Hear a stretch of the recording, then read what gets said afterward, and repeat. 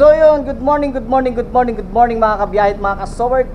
Panibagong araw at panibagong vlog na naman tayo mga kabiyahe. For today's vlog, tayo ay may konting update lang dito sa ginagawa nga natin dito sa Calamba, Laguna mga kabiyahe. At ito nga yung 6th floor building nga na ginagawa. Ito yung pinakang mga bakal. Ayan yung pinakang mga bakal nga na I-beam at si Royet. Bakal lang ginamit dyan mga kabiyahe, I-beam, lahat, poste, biga nya, puro I-beam. Ayan mga kabiyahe. At yun, may konting update lang tayo rito mga kabiyahe. At ngayon nga ay 8:30. Alin? Oo nga eh, bali 8:30 ngayon ng umaga, Sabado. At syempre, mamaya ay swelduhan. Sana all. Yun ang pinakamasarap dito pag Sabado. Siyempre, swelduhan. At dito pakikita ko sa inyo mga kabiyahe. Ito yung, ayan, Laguna de Bay mga kabiyahe. Ayun yung pinakanlawa ng Laguna. Ayan. At may isang isla. Kita nyo, may isang isla ron. Hindi ko alam kung anong tawag doon sa islang yun mga kabiyahe. So ayan, kalapit lang namin. At ito naman yung papunta nga ng bayan ng Calamba. Sa bahay ni Rizal. Ayan, papunta yan doon mga kabiyahe. At dito naman ay yung papuntang Los Baños, ayun yung Makiling. So ayun, ipapakita ko sa inyo mga kabiyahe kung gaano kakapal yung volcanic smog nga dito sa sa Calamba at umabot na nga rito. Akin yan yet. At yun, umabot na nga rito yung pinakang smog nga na ibinuga ng Taal Volcano sa Batangas mga kabiyahe. At ganyang kakapal. Damn! Biro nyo umabot dito yung smog nga. Ayan yung volcanic smog. Kasi yung hangin ay papunta rito. Kaya makikita nyo yan, ganyan kakapal. Alright. So ito yung pinakang Makiling. Yan yung bundok ng Makiling, Calamba, tos Los Baños, Bae.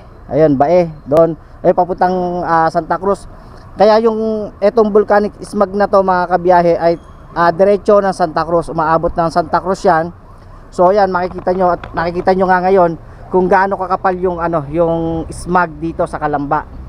So kung dito sa Calamba ay ganyan kakapal yung volcanic smog, siguro sa mga kalapit bayan ng Taal Volcano, talaga sigurong mas makapal pa rito mga kabiyahe. Kaya kahapon nung nandito nga kami kahapon, ramdam yung yung pananakit ng lalamunan.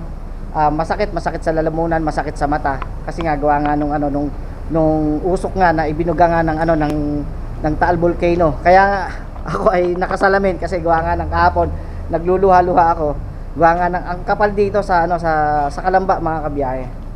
So ito update pa rin tayo dito sa ginagawan nga natin. At yun, nagtaas kanina ng biga. At nandun si RJ.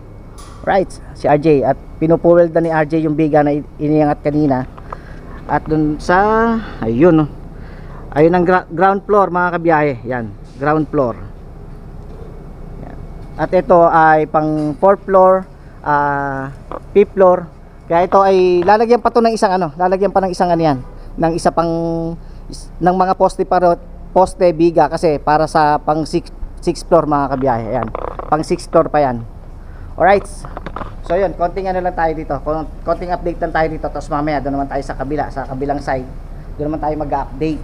At yun nga, pinakita ko nga sa inyo yung kaganapan nga rito sa volcanic smog nga na nandito sa Calamba mga kabiyahe. So talaga sobrang makapal na talagang masakit sa lalamunan pagka yung medyo matagal kang nandito na yung parang exposed ka. Yun, medyo medyo masakit sa lalamunan. Kaya yun, siguro maya punta na muna ako doon sa kabila para hindi ako masyadong kasi dito open dito mga kabiyahe. Nandito ako sa rooftop nga nitong building nga mga kabiyahe. At yun, nag-update tayo dito. Tapos mamaya doon tayo sa kabila. Alright. Ayan yan natin si RJ. Ayun, pinupulweld na nga ni RJ. Yan.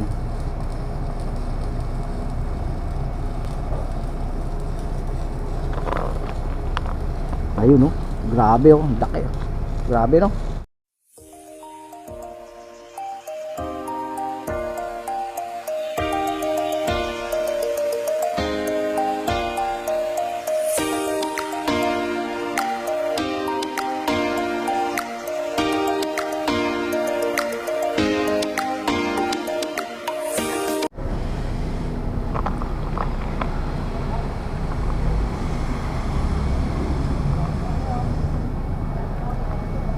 Sot. Yun. Ayun. Nakapagtaas na sila ng ano, ng isang biga. Ito biga mga kabiyahe. At yun nga mga kabiyahe at mga kasoward, nandito tayo ngayon sa rooftop. Ayun, napagod ako. Napagod ako sa ano, sa pag-akyat mga kabiyahe. So ito to. Ito na yung pinakang ano, pinakang tuktok, pero maduduksungan pa yan ng isa pang floor kasi ito ay P-floor pa lang. So lalagyan pa do para maging madagdagan pa ng isa pang floor kasi 6-story building to mga kabiyahe. So ganito kaganda rito. Wow. Alright. Ay, basa. So ayun oh. Tignan nyo mga kabiyahe. Dito sa Kalamba, ang kapal pa rin ng ano, ng smog, volcanic smog mga kabiyahe. At makikita nyo doon sa Makiling, ang kapal ng ano, ng volcanic smog. Right. At dito medyo malabo pa. Medyo malabo yung ano rito. Tayo sa kabila. At yun nga, ngayon ay update natin dito sa 6-story building dito nga sa Kalamba mga kabiyahe. At dito papakita ko sa inyo kung gaano kakapal yung ano rito, yung volcanic smog nga dito sa Kalamba mga kabiyahe. At ayan oh, sobrang kapal. Ayan, kung makikita nyo, yung bundok na yan ay yan yung bundok ng Makiling. Yung malaking yan ang bundok ng Makiling mga kabiyahe. Yan. At kaya lang hindi nyo makikita yung pinakantuktok niya kasi sa sobrang kapal ng usok. Yung usok, yun nga yung sinasabi nga nila na smog, yung volcanic smog nga na galing sa Taal Volcano. Nitong nakaraang araw ay naglabas siya ng ano, ng usok. So buti wala pang mga buhangin na ano, na ibinubuga. Halos usok pa lang, kaya tinatawag pa siyang smog, volcanic smog mga kabiyahe. So pagka nagkaroon na ng tinatawag na buhangin, yun na yung asphalt kung tawagin mga kabiyahe. So ito ay yan, smog pa yan mga kabiyahe. Kaya dito sa Kalamba umaabot yung smog ng Taal Volcano mga kabiyahe. So yun. At ito, balik tayo dito sa ginagawa nating building. Alright.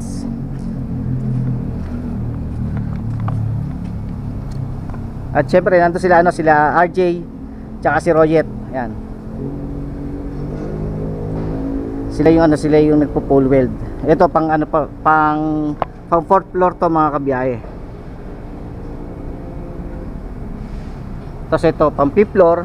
So may isa pa diyan para pang 5th floor mga kabiyahe. At ito nga, mga mga naka full weld na yan mga kabiyahe. Alright.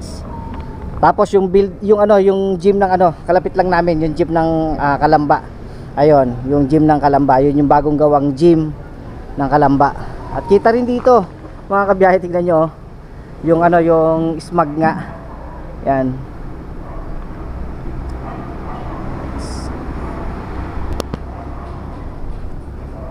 A few moments later.